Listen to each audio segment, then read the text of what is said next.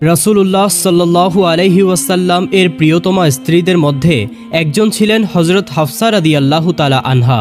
তিনি ছিলেন অত্যন্ত সুন্দরী ও বুদ্ধিমতী নারী এবং হযরত ওমর রাদিয়াল্লাহু তাআলা আনহু এর স্নেহধন্য কন্যা।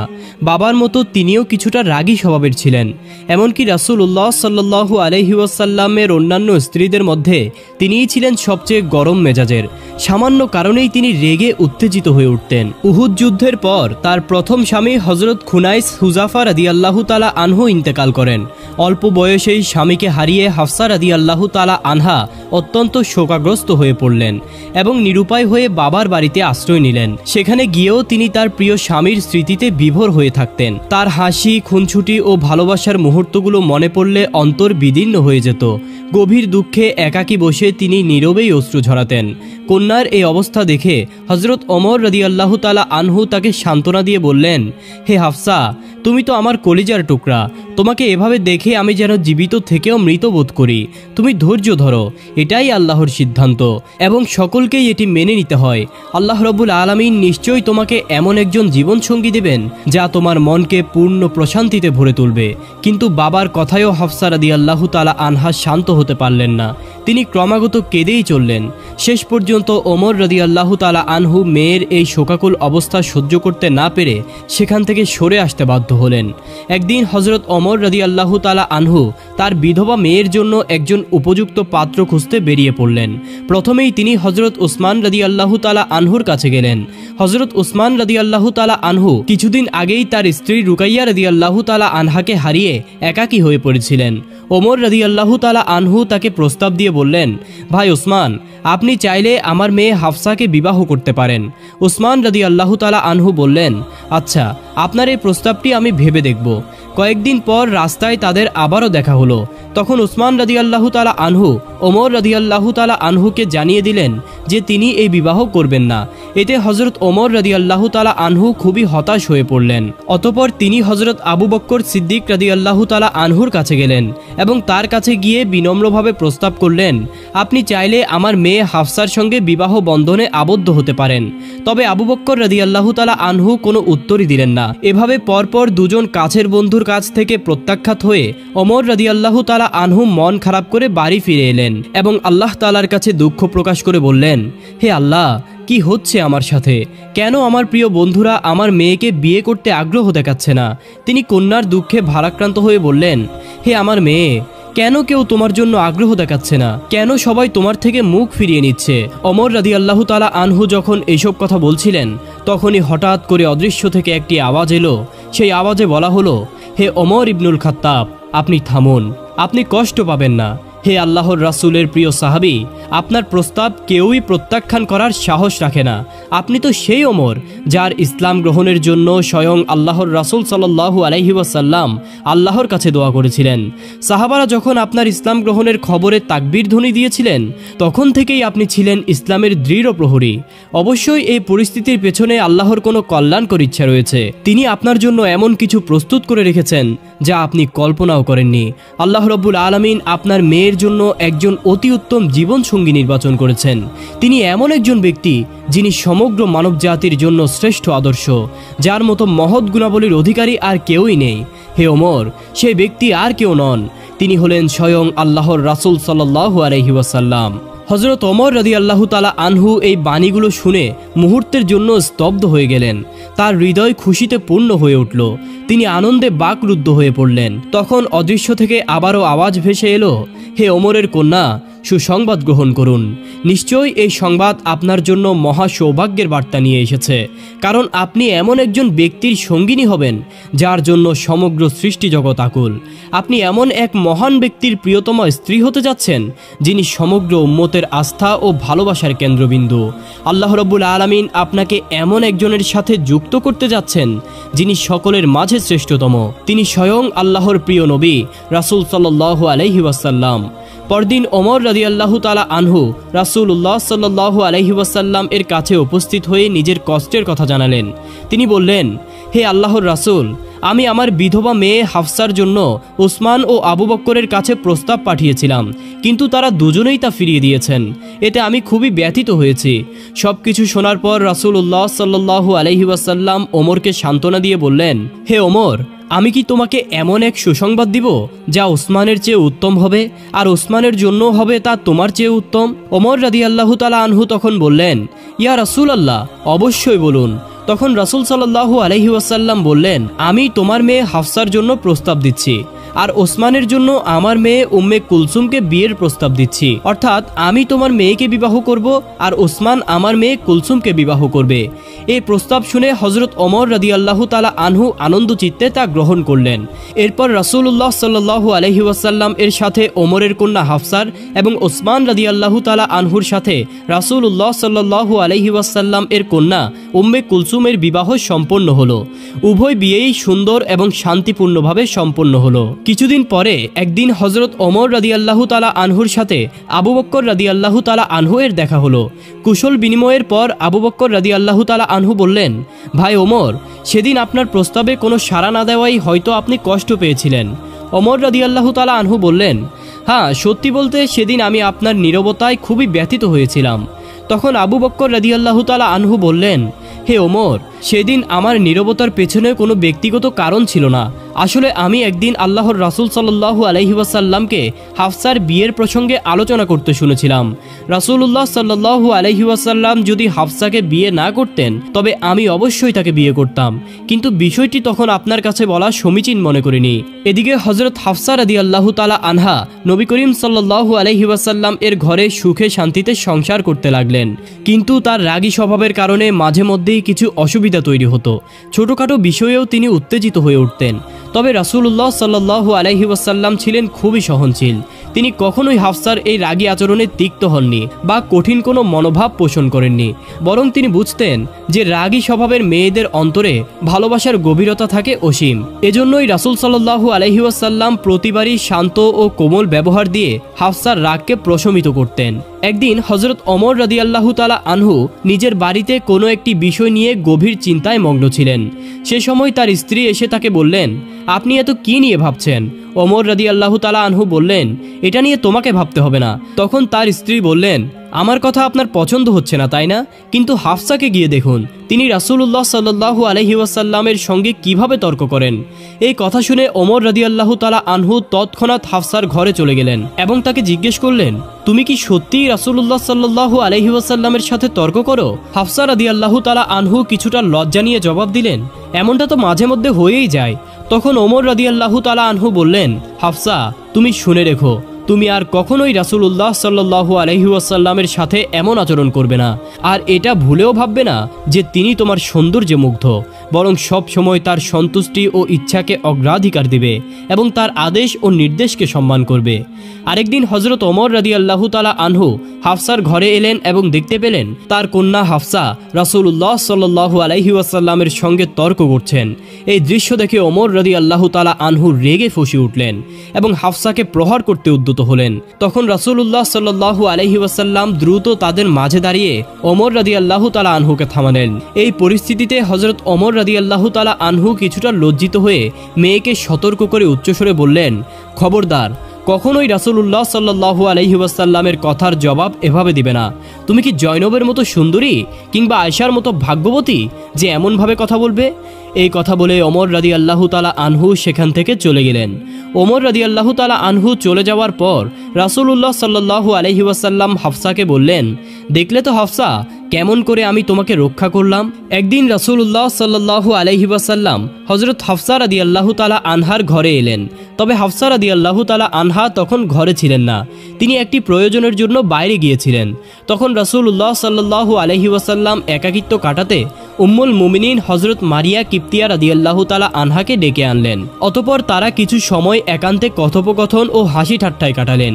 এমন সময় হাফসা রাদিয়াল্লাহু তাআলা আনহা ফিরে এসে দেখলেন তার ঘরে তারই বিছানায় রাসূলুল্লাহ সাল্লাল্লাহু আলাইহি ওয়াসাল্লামের সাথে মারিয়া কিপ্তিয়া বসে আছেন। এই দৃশ্য দেখে তিনি প্রচণ্ড রাগান্বিত হয়ে পড়লেন এবং রাগের বশবর্তী হয়ে কিছু তিক্ত কথাও বলে ফেললেন। তখন নবীজি সাল্লাল্লাহু আলাইহি ওয়াসাল্লাম তাকে শান্ত করার জন্য বললেন, হে হাফসা, আল্লাহর কসম, যদি তুমি চাও তাহলে আমি মারিয়া কিপ্তিয়ার সাথে আর কখনো মিলিত হব না। আমি শুধু তোমার হাসি মুখটা দেখতে চাই।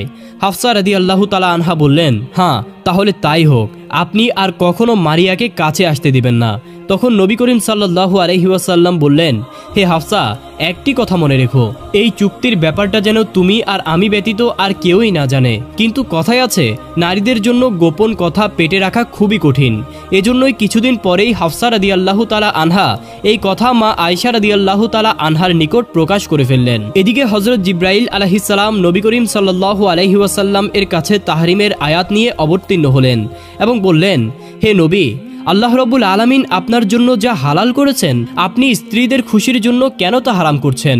আল্লাহ তাআলা আপনার এই কসম থেকে অব্যাহতি প্রদান করেছেন এবং আপনার ত্রুটি ক্ষমা করে দিয়েছেন, কেননা তিনি ক্ষমাশীল এবং পরম দয়ালু। এবং আল্লাহ তাআলা কসম থেকে মুক্তি লাভের উপায়ও নির্ধারণ করে দিয়েছেন। যে বিষয়টি আপনার স্ত্রী হাফসাকে আপনি গোপন রাখতে বলেছিলেন, সেটা তিনি গোপন রাখতে পারেননি, তিনি তা প্রকাশ করে দিয়েছেন। ওহী নাজিল হওয়ার পরে নবী করিম সাল্লাল্লাহু আলাইহি ওয়াসাল্লাম হযরত হাফসা রাদিয়াল্লাহু তাআলা আনহার কাছে গেলেন এবং বললেন, আমি তোমাকে একটি সামান্য বিষয় গোপন রাখতে বলেছিলাম, কিন্তু তুমি স্ত্রী হিসেবে সেটাও গোপন রাখতে পারোনি। আমি তোমার কাছে এমনটা আশা করিনি। হাফসা রাদিয়াল্লাহু তাআলা আনহা বিস্মিত হয়ে বললেন, এই কথা আপনাকে কে জানিয়েছে? রাসূলুল্লাহ সাল্লাল্লাহু আলাইহি ওয়াসাল্লাম বললেন, যিনি সব কিছু জানেন, যিনি সকল কিছু সম্পর্কে জ্ঞাত, তিনিই আমাকে জানিয়েছেন। যদি তুমি এবং আয়েশা আল্লাহর কাছে তওবা করো, তবে সেটাই হবে তোমাদের জন্য কল্যাণকর, কেননা তোমাদের অন্তর নবীর ইচ্ছার বিপরীত দিকে ঝুঁকেছে। আর যদি নবীর বিরুদ্ধে একে অপরকে সমর্থন দাও, তবে জেনে রেখো, নবীর বন্ধু স্বয়ং আল্লাহ, জিবরাইল আলাইহিস সালাম এবং সৎকর্মশীল মুমিনগণ এবং ফেরেশতারাও তার সাহায্যকারী। এরপর রাসূলুল্লাহ সাল্লাল্লাহু আলাইহি ওয়াসাল্লাম কসমের কাফারা আদায় করলেন এবং হযরত মারিয়া কিপ্তিয়া রাদিয়াল্লাহু তাআলা আনহার সাথে পূর্বের সম্পর্ক পুনরুত্থাপন করলেন। একদিন আসরের নামাজের পরে নবী করিম সাল্লাল্লাহু আলাইহি ওয়াসাল্লাম হযরত জয়নব রাদিয়াল্লাহু তাআলা আনহার ঘরে একটু বেশি সময় অবস্থান করলেন। মা আয়েশা রাদিয়াল্লাহু তাআলা আনহা লক্ষ্য করলেন যে নবীজি আজ অনেক বেশি দেরি করছেন। বিষয়টি তিনি সহজভাবে নিতে পারলেন না এবং তিনি খানিকটা ঈর্ষান্বিত হয়ে উঠলেন।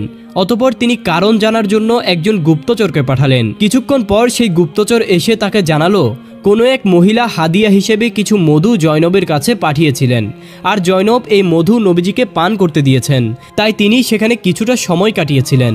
এই খবর পেয়ে মা আয়েশা রাদিয়াল্লাহু তাআলা আনহার মনে একটি পরিকল্পনা এলো। তিনি হযরত হাফসা রাদিয়াল্লাহু তাআলা আনহার সাথে বিষয়টি নিয়ে আলোচনা করলেন।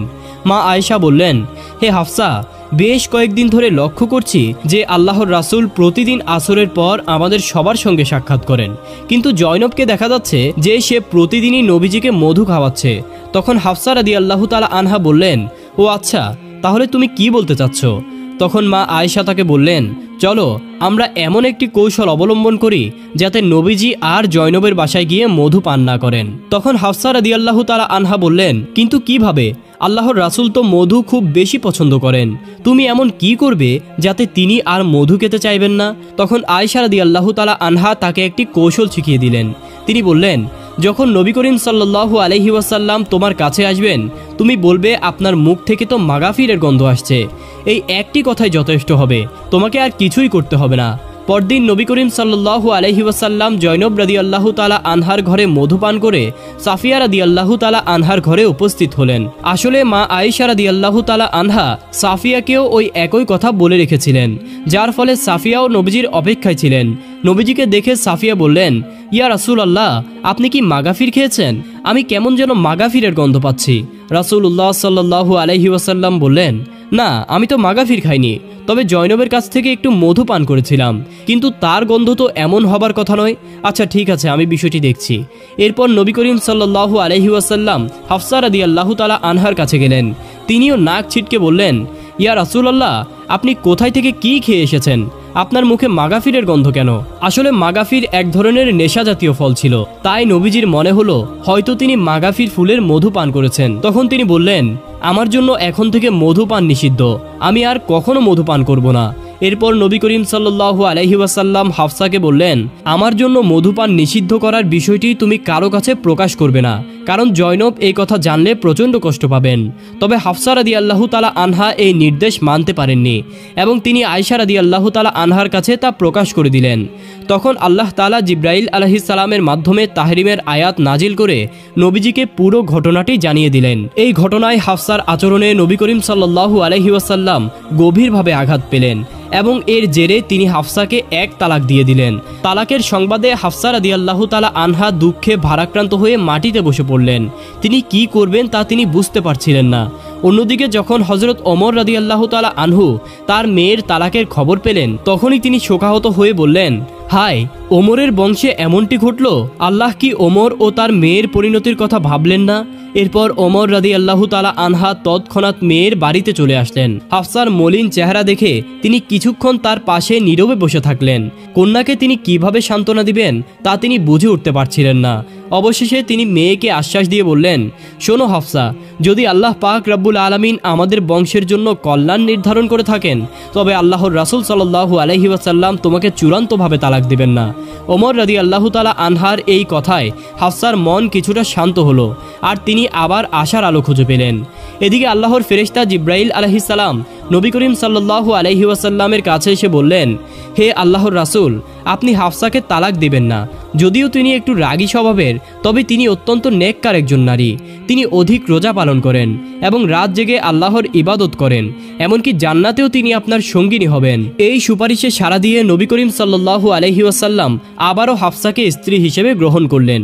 কতই না ভাগ্যবতী ছিলেন হাফসা রাদিয়াল্লাহু তাআলা আনহা, যিনি এমন এক সম্মান পেলেন যে স্বয়ং আল্লাহর নির্দেশে জিব্রাইল আলাইহিস সালাম তার জন্য দুনিয়াতে এসে সুপারিশ করেছিলেন। একদিন হযরত হাফসা রাদিয়াল্লাহু তাআলা আনহা ও নবীজির অন্যান্য স্ত্রীগণ একত্র হয়ে নবীজির কাছে আবেদন জানালেন, হে আল্লাহর রাসূল, আল্লাহ তাআলা এখন আপনাকে গনিমতের মাল দিয়েছেন, সুতরাং আমাদের খোরপোশ কিছুটা বাড়িয়ে দিন। নবী করিম সাল্লাল্লাহু আলাইহি ওয়াসাল্লাম তাদের এই অনুরোধ শুনে খুবই ব্যথিত হলেন, কারণ তিনি কল্পনাও করতে পারেননি যে তার স্ত্রীরা বিলাসী জীবনযাপন করতে চাইবে। তাই তিনি 1 মাস তার স্ত্রীগণের সঙ্গ থেকে দূরে থাকার সিদ্ধান্ত নিলেন এবং আলাদা একটি ঘরে একাকী বসবাস করতে শুরু করলেন। এদিকে মুনাফিকেরা মানুষদের মধ্যে গুজব ছড়িয়ে দিল যে রাসূলুল্লাহ সাল্লাল্লাহু আলাইহি ওয়াসাল্লাম তার সব স্ত্রীকে তালাক দিয়েছেন। এই সংবাদ শুনে হযরত ওমর রাদিয়াল্লাহু তাআলা আনহু দৌড়ে নবীজির কাছে আসলেন এবং বললেন, হে আল্লাহর হাবিব, আপনি কি আপনার স্ত্রীদেরকে তালাক দিয়েছেন? নবী করিম সাল্লাল্লাহু আলাইহি ওয়াসাল্লাম উত্তর দিলেন, না, আমি তাদেরকে তালাক দিইনি, তবে তাদেরকে এই অধিকার দিয়েছি যে তারা চাইলে চলে যেতে পারে। এই কথা শোনার পর ওমর রাদিয়াল্লাহু তাআলা আনহু মসজিদে গিয়ে সকল মুসলমানদের উদ্দেশ্যে ঘোষণা করলেন, আপনারা সকলেই জেনে রাখুন, আল্লাহর রাসূল সাল্লাল্লাহু আলাইহি ওয়াসাল্লাম তার স্ত্রীদেরকে তালাক দেননি। এই খবর শুনে সকল মুসলিমদের মনে স্বস্তি ফিরে এলো।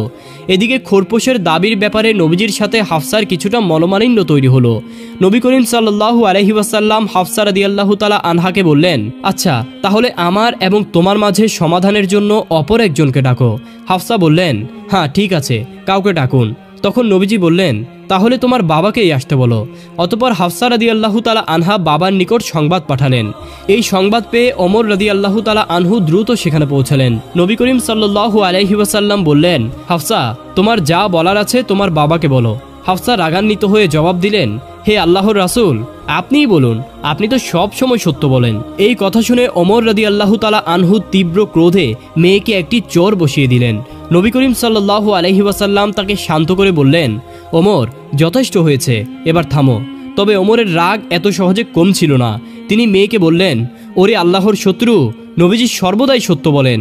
ওই সত্তার কসম যিনি তাকে সত্য নবী হিসেবে প্রেরণ করেছেন। রাসূলুল্লাহ সাল্লাল্লাহু আলাইহি ওয়াসাল্লাম না থাকলে আজ আমি তোমাকে মেরেই ফেলতাম। এরপর হাফসা সহ নবীজির সকল স্ত্রী নবী করিম সাল্লাল্লাহু আলাইহি ওয়াসাল্লামের কাছে এসে বিনম্রভাবে ক্ষমা প্রার্থনা করলেন। তাদের কেউই নবীজিকে ছেড়ে যেতে ইচ্ছুক ছিলেন না। তাদের আন্তরিক অনুতাপ ও ভালোবাসা দেখে নবী করিম সাল্লাল্লাহু আলাইহি ওয়াসাল্লাম স্নেহ ভরে তাদের ক্ষমা করে দিলেন এবং সবাইকে পুনরায় আপন করে নিলেন। একবার রাসূলুল্লাহ সাল্লাল্লাহু আলাইহি ওয়াসাল্লাম উম্মুল মুমিনিন হযরত সাফিয়া রাদিয়াল্লাহু তাআলা আনহার ঘরে প্রবেশ করে দেখলেন তিনি অঝরে কাঁদছেন। নবীজি তাকে জিজ্ঞেস করলেন, হে সাফিয়া, তুমি কাঁদছো কেন? সাফিয়া বললেন, ইয়া রাসূলুল্লাহ, হাফসা আমাকে ইহুদির মেয়ে বলে গালি দিয়েছে। এই কথা শুনে নবী করিম সাল্লাল্লাহু আলাইহি ওয়াসাল্লাম হাফসাকে ডেকে বললেন, হে হাফসা, তুমি আল্লাহকে ভয় করো।